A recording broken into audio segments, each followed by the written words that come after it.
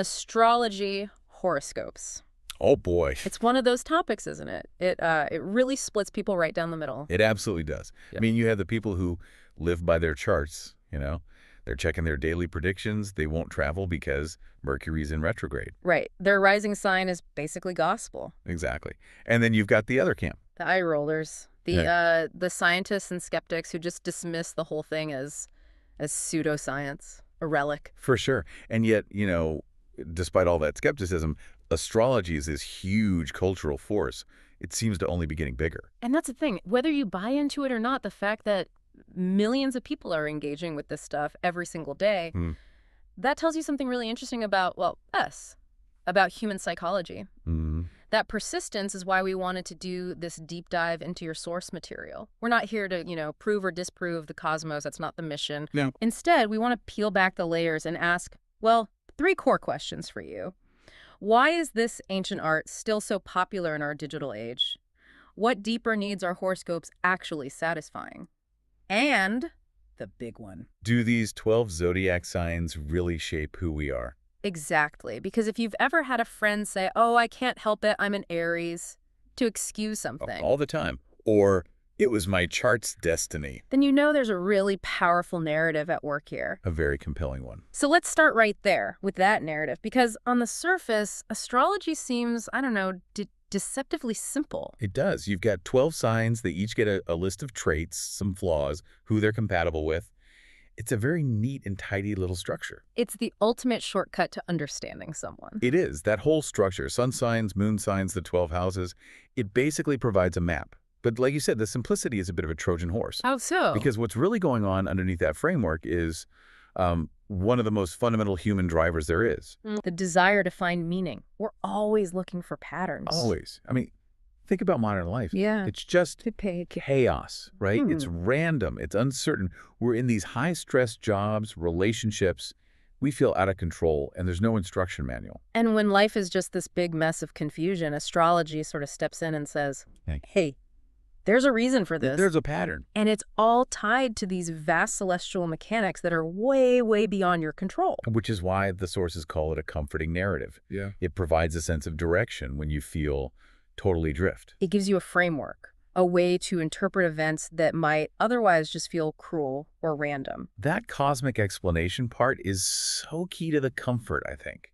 Like, if you have a truly awful week emotionally, and you read that your sign is going through some, emotional turbulence due to an adverse planetary alignment, right? Suddenly it's not your fault. It's not a failure of your will or that you made a bad decision. The burden of explanation just shifts.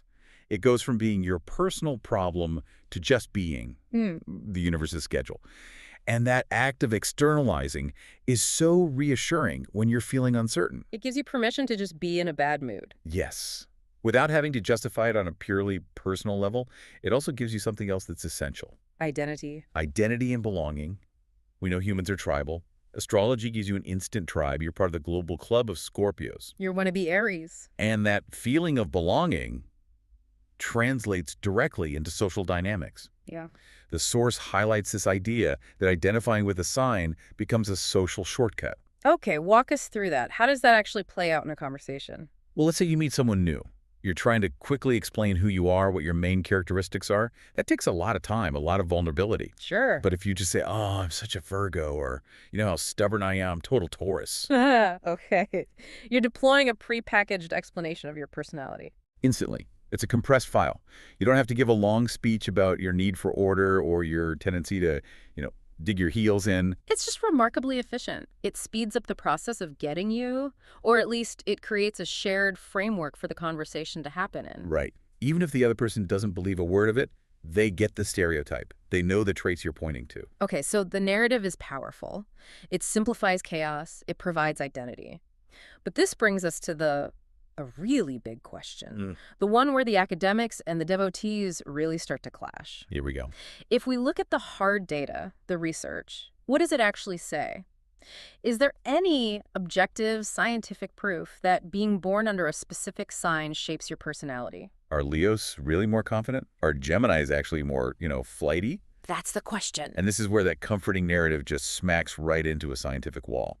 The consensus, from decades of psychological tests is pretty clear. And it is. Scientifically speaking, not really. Not really. There is just no solid, verifiable proof that the position of the planets at your birth determines these deep intrinsic traits. So when researchers have actually tried to test this, like they have people guess personality descriptions from a chart, or they compare measured traits of, say, thousands of Capricorns versus thousands of Cancers, what do they find? They find statistical noise, Right. just nothing. Yeah. In blind tests, people are no better at picking out their own sign's personality description than a totally random one.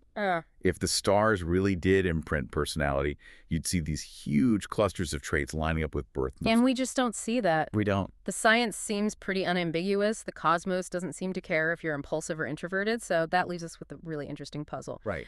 If the science says no, why do millions of people, smart, rational people, still read and believe and feel defined by their signs?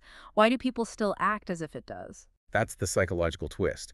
And this is where we move away from astronomy and into the mechanics of the human brain. The sources point to two main psychological mechanisms at work. The first one is the legendary Barnum effect.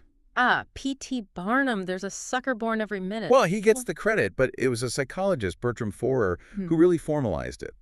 But it speaks to our deep, deep need for validation. Okay. It's this powerful, universal tendency we have to believe that vague, general statements are actually tailored specifically to us. And horoscopes are masters of this. Oh, they are masters. Yeah. The genius of a good horoscope isn't how specific it is, it's how incredibly vague it is. It has to be broad enough to fit almost anyone reading it. Let's use that great example from the source. You read something like, "You've been feeling overwhelmed lately, but significant change is coming soon."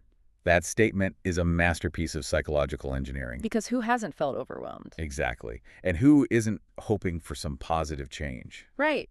It covers all the bases. It does. It validates a current negative feeling, the overwhelmed part. And then it offers this universally desirable, positive future, the change is coming part. That applies to, like, 99% of people. And when you read it, you don't think, oh, that could apply to anyone. Yeah. You think. Wow, that is exactly me. How did they know my specific struggle? And we sort of lash on to the part that resonates, and we just unconsciously ignore the generic bits. So the Barnum effect is really just confirmation bias in action. We want to be seen. We want to feel unique. And this lets us feel unique and validated by something that's actually totally universal. It's a very clever trick. Okay, but that only explains why we believe the reading. The second mechanism, the self-fulfilling prophecy, that explains why our behavior starts to change. This is where it gets really powerful. This is, I think, even more powerful. If you're told over and over again by readings, by culture, that your sign is known for a certain trait, you might, without even realizing it, start behaving in a way that aligns with that expectation. So the description basically becomes a mold for your behavior. It becomes the script you unconsciously follow, to use the phrase from the source material. Think about it. Let's say you're naturally a quiet, cautious person. Okay. But you're repeatedly told that Leos are confident, they're dramatic, they're natural leaders. Yeah. You start to feel this subtle internal pressure to perform that role. You internalize it. So you walk into a room and you think, okay, I'm a Leo. I should probably speak up here, even if that's not your natural default. You're acting out the cosmic destiny you've been handed. Yeah. And then that behavior, that new confidence, gets interpreted by other people as, oh, see, that's your Leo nature, which just reinforces your own belief. It's a closed loop. A completely closed loop where the suggestion creates the reality. It's fascinating. It means the stars aren't doing anything. It's the human brain and cultural expectation doing all the work. The power isn't in Jupiter's alignment. It's in the suggestion planted in your head. Absolutely. We're story machines, and we love having a character description to follow. So that psychological engine brings us to the final piece of the puzzle. Why does it persist? Why is it actually getting more popular today, even with people who say they don't take it seriously? Well, the first reason is just, it's fun, it's entertainment. For a lot of people, it's harmless, like taking a personality quiz or reading a short story. Sure, a break in the day. But beyond just fun, the sources suggest it also works as a self-reflection tool. It gives you a language for things that can be hard to articulate. Yes, that's a huge one. Maybe you're struggling with indecision. Instead of just feeling stuck, You read a detailed breakdown of a Gemini's intellectual dance between dual perspectives. And even if the celestial cause is total bunk, The articulation of the struggle itself is validating. It gives a shape, a structure to your formless anxiety. it gives you the words to categorize your own internal life. And if that triggers reflection, the horoscope has already provided value, whether it's accurate or not. And then you have the big one, the massive modern cultural amplifier, Social media. social media. The old newspaper astrology column was static. It was isolated. But platforms like TikTok and Instagram have completely transformed it. They turned it into a meme-friendly universe. That's the perfect phrase for it. The shift from dense text to this visual, instantly shareable content is the whole key to its modern life. We see it everywhere. It's that hyper-relatable, exaggerated content. The sources mention those perfect examples, like the lists of red flags based on your zodiac sign. Or those weirdly specific, funny observations like why Sagittarius people disappear for 3 months. Right. Or the endless posts about who you should never date based on astrology. This stuff is funny, it's shareable, and it serves that ultimate goal of digital interaction. Making people feel seen. Exactly. You take a classic stereotype, the dramatic Leo, the mysterious Scorpio, and you turn it into an internet inside joke. And it transforms what could be a really heavy discussion about identity into something light. It's a connection with millions of strangers who also relate to that same little caricature of themselves. The connection is real, even if the categories aren't. It's like a collective, humorous nod that says, yeah, we get it. We're all a little bit intense or stubborn or flighty, and that's okay. It's community. So after this whole deep dive, looking at the comfort narrative, the science, the psychology, what does it all synthesize into? Do our zodiac signs really define us? Based on everything we've unpacked, Yeah, the answer, for the true believers out there, is probably still no. probably not. We are just so much more complex and dynamic and inconsistent than 12 neat little boxes assigned at birth. Whether you see yourself as a rational Virgo or emotional Cancer or a complex Scorpio, those labels just barely scratch the surface of your actual motivations and experiences. Our internal complexity is dressed. It far outstrips the simplicity of a star chart. But, and this is the critical value proposition, Can it still help us reflect on who we are? Can it give us a language for our feelings? Can it make us laugh at ourselves and feel connected? the answer to all of those is a resounding yes. And that's really the final synthesis, isn't it?